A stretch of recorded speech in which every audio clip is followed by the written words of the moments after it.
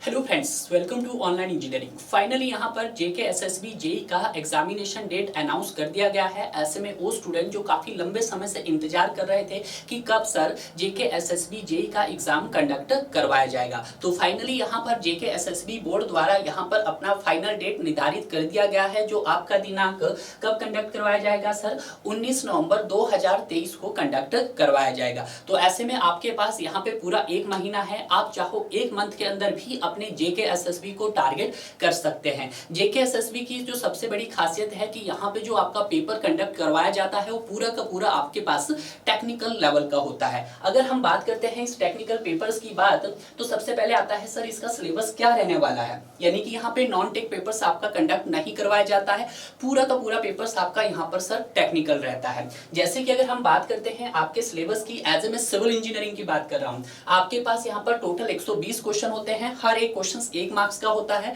Time duration आपके पास यहाँ पर 120 मिनट का होता है। अगर मैं बात करता हूँ जेके एसएसबी के जेई के पेपर्स की, तो ये इजी टू मॉडरेट रहता है। यानी कि आपके एसएससी जेई लेवल के क्वेश्चंस यहाँ पे पुट अप किए जाते हैं। क्लियर है। सिलेबस में अगर हम बात करते हैं कि सर सिलेबस में क्या क्या होगा और कौन कौन से सब्जेक्ट्स को आपको कवर करना है, तो सबसे पहले अगर हम बात करते हैं जेके एसएसबी के सिलेबस की, तो उन्होंने साफ मेंशन किया है कि कौन सा सब्जेक्ट आपके पास कितने मार्क्स के लिए पूछा जाएगा। जैसे हम सबसे पहले बात करते हैं आपके सर्वेइंग की। कहीं ना कहीं सिविल इंजीनियरिंग का एक बेसिक सब्जेक्ट होता है जिसको हम एज ए सर्वेइंग में कवर करते हैं, और सर्वेइंग हर किसी स्टूडेंट का अच्छा भी होता है, क्योंकि यहाँ पे मोस्टली जो आपके पास क्वेश्चन फ्रेम किए जाते हैं वो आपके थ्योरी प्लस न्यूमेरिकल होते हैं।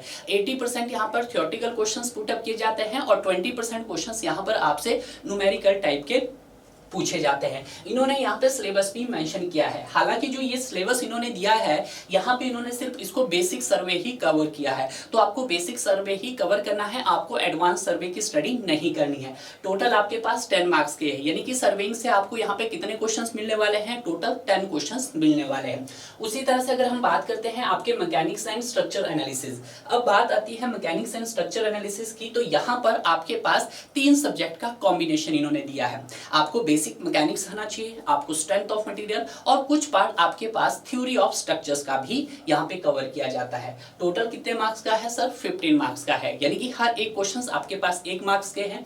यहाँ से भी आपको टोटल 15 क्वेश्चंस देखने को मिलने वाले हैं। उसी तरह से हम बात करते हैं आपके थर्ड सब्जेक्ट में रहता है आपका आरसीसी स्ट्रक्चर। आरसीसी स्ट्रक्चर से टोटल 15 मार्क्स पूछे जाते हैं, और 15 मार्क्स में भी जो आपके 15 क्वेश्चन होते हैं, 12 से 13 क्वेश्चंस आपके डाटा कोडल प्रोविजन से क्वेश्चंस पूछे जाते हैं। तो ये सब्जेक्ट कहीं ना कहीं आपके लिए स्कोरिंग सब्जेक्ट है, क्योंकि मोस्टली क्वेश्चन जो यहाँ से पूछे जाते हैं वो कहाँ से पूछे जाते हैं, आपके कोड से पूछे जाते हैं। इसमें आपको प्री स्ट्रेस कंक्रीट भी कवर करना होगा। क्लियर है। उसके बाद आता है सॉइल मैकेनिक्स। कहीं ना कहीं सॉइल मैकेनिक्स अगर हम बात करते हैं आपके ए एग्जाम की, तो कहीं ना कहीं सॉइल मैकेनिक्स की वेटेज अच्छी खासी रहती है, बट यहाँ पे सिर्फ आपसे 10 ही क्वेश्चंस पूछे जाते हैं। यहाँ पे भी जो आपको सॉइल मैकेनिक्स कवर करना है वो as a advance soil mechanics नहीं पढ़ना है, जियोटेक 2 की स्टडी नहीं करनी है, आपको बेसिक सॉइल मैकेनिक्स ही यहाँ पर कवर करना है। क्लियर है।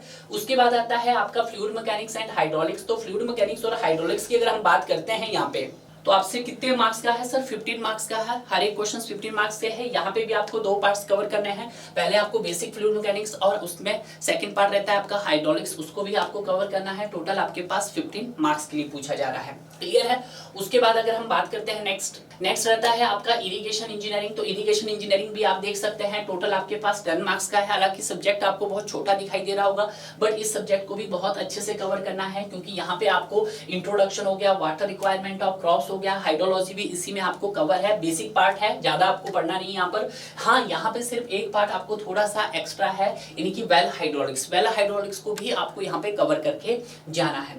उसी तरह से हम बात करते हैं आपके water supply and waste water engineering. तो भी आप देख सकते हैं ये भी बेसिक लेवल का है, इसको भी आपको बहुत अच्छे से कवर करके जाना है। हालांकि आपको बहुत ज्यादा न्यूमेरिकल नहीं करने हैं, यहाँ पे सिर्फ बेसिक न्यूमेरिकल ही करने हैं। मैं आपको ये भी बताऊंगा कि जेके एसएसबी को अगर आप 30 डेज में टारगेट कर रहे हैं तो कैसे आप इन 30 डेज में अपने जेके एसएसबी को क्रैक कर सकते हैं। पहले यहाँ पर हम सिलेबस की एनालिसिस बता देते हैं और आपको फाइनली मैं पिंच करवा रहा हूँ कि आपका एग्जाम कब कंडक्ट करवाया जाएगा। क्लियर है। उसके बाद रहता है आपका हाईवे इंजीनियरिंग, रेलवे इंजीनियरिंग। तो आप देख सकते हैं हाईवे इंजीनियरिंग का भी यहाँ पर बेसिक पार्ट है और रेलवे इंजीनियरिंग का भी आपके पास बेसिक पार्ट है। इसको मैं एक ही पार्ट्स के अंदर इंक्लूड करता हूँ, तो ऐसे में इसको ट्रांसपोर्टेशन इंजीनियरिंग में काउंट करता हूँ, तो टोटल आपके पास 20 मार्क्स का हो गया है। और अगर आप तैयारी कर रहे हैं तो ये 20 मार्क्स कहीं ना कहीं आपके लिए और ज्यादा स्कोरिंग हो सकते हैं। क्लियर है। उसके बाद देख सकते हैं आप construction planning and management. Construction planning and management हालांकि सब्जेक्ट आपके पास छोटा सा है, बट यहाँ से टोटल कितने क्वेश्चंस पूछे जा रहे हैं आपके पास 15 क्वेश्चंस पूछे जा रहे हैं,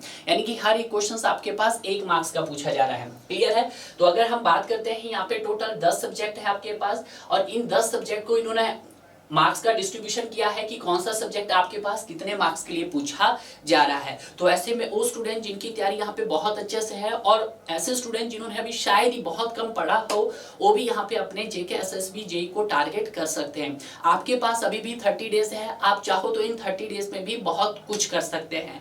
कैसे हम यहाँ पे टाइम को डिवाइड करेंगे किसी और वीडियोस में मैं आपको अच्छे से बताऊंगा। बहुत जल्दी आएगा कि लास्ट के 30 डेज में आपको अपने जेके एसएसबी को किस तरह से करना है डियर। तो मिलते हैं अब आपको नए वीडियो में, तब तक आप हमारे चैनल के साथ बने रहिएगा और इसी तरह से मेरी वीडियो को लाइक कीजिएगा और चैनल को सब्सक्राइब कीजिएगा।